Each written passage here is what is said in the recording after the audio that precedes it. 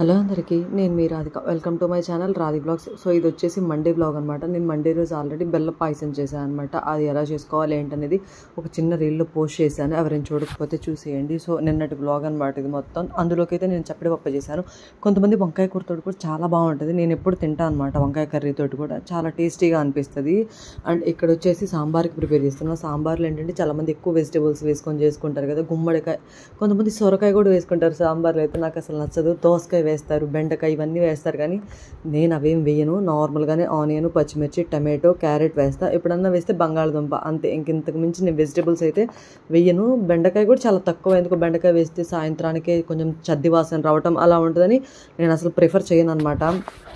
నేను చాలాసార్లు అనుకుంటూ ఉంటా, కెమెరా ఆన్ చేశాక ఏదో మాట్లాడాలి, మంచిగా మాట్లాడాలి. నేను చాలా అనుకుంటాను మాట్లాడదాం అని చెప్పి, కానీ కెమెరా ఆన్ చేయగానే అసలు ఏమైపోతుందో తెలియదు, మొత్తం డమ్ అయిపోయిద్ది అనమాట. నిజం చెప్పాలంటే నేను నిన్న వీడియోస్లో కూడా బీచ్కి వెళ్ళటం ఇవన్నీ జరిగినాయి.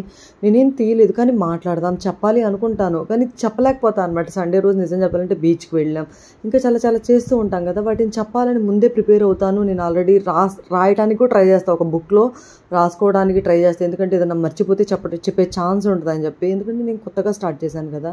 మనం ఫాస్ట్గా మాట్లాడాలి అన్న ఒక్కొక్కసారి మాటలు కూడా తడపడతాయి. ఒక్కటి గుర్తుపెట్టుకోండి, తడబడతాయి అనమాట ఎవరికైనా సరే.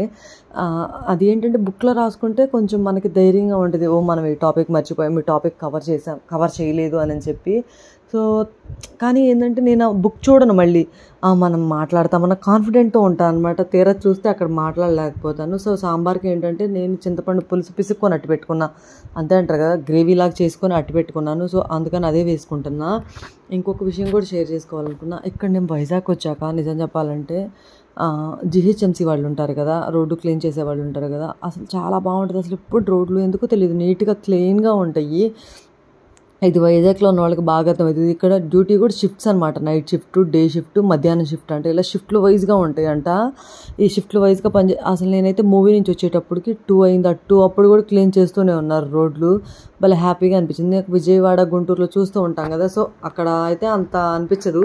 మార్నింగ్ ఒకసారి తీసుకెళ్తారు అంతే, ఒక్కొక్కసారి రాని ఛాన్సులు కూడా ఉంటాయి. అసలు వంటగా చూడండి ఎలా ఉందో. నేను మళ్ళీ మా పాప కోసం ఏంటంటే రాగి జావా ప్రిపేర్ చేశాను. అసలు ఎంత దారుణంగా ఉందో చూడండి. ఇదంతా బిఫోర్ ఆఫ్టర్ చూపిస్తాను చూడండి. ఇవన్నీ క్లీన్ చేసుకొని అసలు ఈ పొయ్యిలో అసలు మార్నింగ్ టైం అయితే చాలా ఎంత పని ఉంటుందంటే అంత పని ఉంటుంది.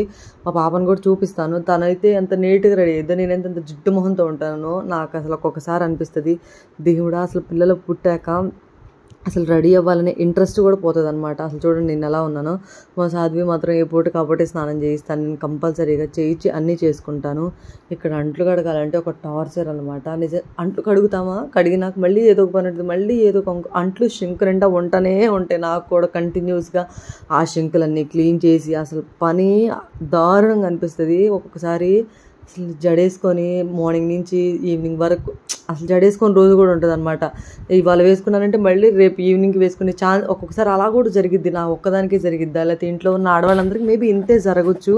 కాకపోతే ఇప్పుడు యూట్యూబ్ చేస్తున్నాను కదా, ఇంకొంచెం నీట్గా కనిపించాలి అని చెప్పి కనీసం ఆ స్టిక్కర్ పెట్టుకోవటం, అంటే మార్నింగ్ లేవగానే ఫేస్ వాష్ చేసుకోవటం, ఇలాంటివి చేస్తున్నాను తప్పితే అంతకుముందు అయితే అసలు ఆ పని కూడా చేసేదాన్ని కాదు. అసలు రెడీ అవ్వాలంటే నిజం చెప్పాలంటే ఏదో తలనొప్పి. అంతకుముందు ఎంత ఇంట్రెస్టెడ్గా రెడీ అయ్యేదాన్ని నిజం చెప్పాలంటే. మంచి మంచి బట్టలు కొనుక్కోవాలన్నా అసలు తెలియని ఇంట్రెస్ట్ వచ్చేది నాకు. అదేంటి ఇప్పుడు అసలు ఇంట్రెస్టే రావట్లేదు. మేబీ నేనే ఇలా ఉంటాను, పిల్లలు పుట్టాక ఎవరైనా ఇలాగే ఉంటారా అని చెప్పి. నాకు రీల్స్లో కనిపించే మదర్స్ ఏమో అసలు చాలా పాష్గా కనిపిస్తూ ఉంటారు. నాకేంట్రా ఇంత పాష్గా ఉందామన్నా, రెడీ అవ్వాలన్నా అసలు తెలియని బద్ధకం. అసలు అలా ఒక గంట చిక్కితే చాలు నిద్రపోదా అన్నంత ఇది ఉంటుంది. నైట్ టైం అయితే 11 అయిపోయిద్ది మోస్ట్లీ నిద్రపోవాలంటే. ఎర్లీ మార్నింగ్ ఎలా అయినా సరే 7కి లెగవాలి, ఒక్కొక్కసారి 8 అవుతుంది అంతే. ఎలా అయినా సరే మార్నింగ్ లెగవాలి, లేచాక మళ్ళీ ఇదే రొటీన్ పనులన్నీ మనం చేసుకోవాలి. అందులో ఇప్పుడు కొత్తగా యూట్యూబ్ కూడా యాడ్ చేసుకున్నాను కదా. యూట్యూబ్లో గుర్తుపెట్టుకోండి, మీరు పొరపాటును కూడా చిన్న చిన్న మిస్టేక్స్ అసలు చేయొద్దు, లేకపోతే ఛానల్ మానిటైజ్ అవ్వటం ఆగిపోయింది. కొంచెం లేట్గా మానిటైజ్ అయినా పర్లేదు. మానిటైజేషన్ కోసం అని చెప్పి పక్క వాళ్ళకి యూజ్ చేసుకున్న అసలు ఇప్పుడైతే మానిటైజేషన్ చాలా కష్టంగా ఉంది. మీరు ఏదైనా మిస్టేక్ చేశారంటే మానిటైజేషన్ పూర్తిగా కంప్లీట్గా అయిపోయింది. ఛానల్ పోయే ఛాన్సులు కూడా చాలా ఉంటాయి కొత్తగా యూట్యూబ్ స్టార్ట్ చేసేవాళ్ళు. అసలు ఎలాంటి మిస్టేక్స్ చేయొద్దు. కొంతమంది ఏంటంటే ఫాలోవర్స్ కోసం, ఎక్కువ వ్యూస్ కోసం పక్క వాళ్ళ కంటెంట్ని యూజ్ చేసుకుంటూ ఉంటారు కదా. మీరు కంటెంట్ పక్క వాళ్ళది యూజ్ చేసుకున్న ఫేస్ మీదే కనపడాలి, అక్కడ మీ మాటలే వినపడాలి. పక్క వాళ్ళ వాయిస్ కానీ పక్క వాళ్ళ కానీ అసలు ఏది కనపడకూడదు మీ ఛానల్లో. అలా చేయండి. ఇప్పుడు చాలామంది రెసిపీస్ చేస్తూ ఉంటారు కదా, వేరే వాళ్ళ ఛానల్స్ చూసి మన ఛానల్లో కూడా మనం సేమ్ అదే రెసిపీ చేయొచ్చు, కానీ సేమ్ అదే కంటెంట్ తీసుకొచ్చి వాళ్ళ ఫేస్లు కనపడలేదు కదా అని చెప్పి సో మన ఛానల్లో అయితే అసలు పోస్ట్ చేసుకోకూడదు. ఇలాంటి మిస్టేక్స్ అయితే అస్సలు చేయొద్దు మీరు.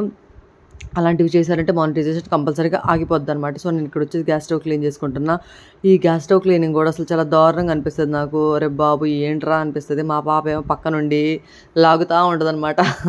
అసలు పిల్లలతో ఉంటే డేస్ తెలియవు, గడిచిపోతాయి, కానీ ఆ పని ఆ చాకరీ మామూలుగా ఉండదు. అసలు ఒక్కొక్కసారి తల పోటెక్కిపోయింది అనమాట నాకు. ఏదో తినకూడదు పెట్టేసుకుంటూ ఉంటారు నోట్లో, అవన్నీ మనం గమనిస్తూనే ఉండాలి. సో నిన్న కేక్ రెసిపీ కూడా చేశాను అనమాట. అది నెక్స్ట్ వీడియోలో కంపల్సరీగా పోస్ట్ చేస్తాను. నేను ఎలా చేశాను, ఏంటి, కేక్ ఎలా వచ్చింది ఏంటి అనేది కూడా ఫుల్గా కంప్లీట్గా ఈసారి నెక్స్ట్ వీడియోలో పోస్ట్ చేస్తాను అనమాట. ఇవాళ కుదరదు, మ్యాక్సిమం రేపు, ఎందుకంటే ఇవాళ ఈ వీడియో అప్లోడ్ చేస్తాం కదా, రేపు అప్లోడ్ చేస్తాను కంపల్సరీగా కేక్ ఎలా ప్రిపేర్ చేసుకోవాలి ఏంటి అని చెప్పి. నాకు వచ్చిన ఒక డౌట్ ఏంటంటే, అండ్ గూగుల్లో కూడా చూశాను, సన్ స్క్రీన్స్ ఈ మధ్య యూజ్ చేయొద్దని చెప్పి ఒక 80 years ఒక పెద్ద సైంటిస్ట్ లాగే ఉన్నారు, డాక్టర్ మరి ఏం మనకైతే తెలియదు, తను చెప్పారనమాట, మీరు ఇవేవో క్రీమ్స్ కెమికల్స్ యూజ్ చేస్తున్నారు, ఇలాంటివి యూజ్ చేయొద్దు అని చెప్పారు. అది ఎంతవరకు నిజం అబద్ధమో కూడా నాకు అసలు తెలియట్లేదు. నేను సన్ స్క్రీన్స్ ఆర్డర్ పెట్టాను అనమాట, అవి వస్తాయి ఇవాళ. సో నేను చూసి కంపల్సరీగా చెప్తాను మీ అందరికి నేనేం సన్ స్క్రీన్స్ తీసుకున్నాను అండ్ ఏంటనో. అసలు ఒక స్కిన్ కేర్ మీద ఒక ఫుల్ వ్లాగ్ చేయాలని ఉంది. కానీ ఒకటి గుర్తుపెట్టుకోండి, మనం ఎప్పుడైనా సరే ఏదన్నా మాట్లాడాలని నిజం మాట్లాడితే యూట్యూబ్లో తెలియకుండానే స్ట్రైక్స్ పడిపోతాయి, మన ఛానల్స్ పోతాయి అనమాట. నిజంగా యూట్యూబ్లో నిజం మాట్లాడితే అసలు అది తప్పే. నిజం చెప్పాలంటే ఒక అబద్ధం మీద కట్టుకున్న గూడులాగా అనిపిస్తుంది నాకు యూట్యూబ్ అనేది.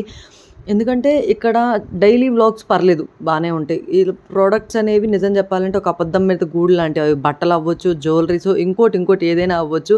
ఇవన్నీ ఫాలోవర్స్ని పెంచుకోవడానికి ఎవరు చేసినా అంతే, ఫాలోవర్స్ కోసం, మనీ కోసం, అంతేగాని ఎవరి మీద జాలిపడి ఏం చేయరు కదా. సో మేబీ ఫ్యూచర్లో నేను చేసినా అంతేనేమో అనిపిస్తుంది. నాకైతే ఒక్కొక్కసారి అనిపిస్తుంది, అరే బాబు ఏంటి మనం అసలు ఎప్పటికీ సక్సెస్ అవుతాం, మనం ఎప్పుడు ప్రమోషన్స్ చేస్తామని నాకు అనిపిస్తుంది. కానీ వెంటనే మళ్ళీ ఏమనిపిస్తుంది తెలుసా, ఫ్రాక్షన్ ఆఫ్ సెకండ్స్లోనే మనం అసలు ప్రమోషన్స్ చేయకూడదు. ఎందుకంటే మనకు తెలుసు అవి ఎంతగా యూజ్ అవ్వని. Like, share, subscribe.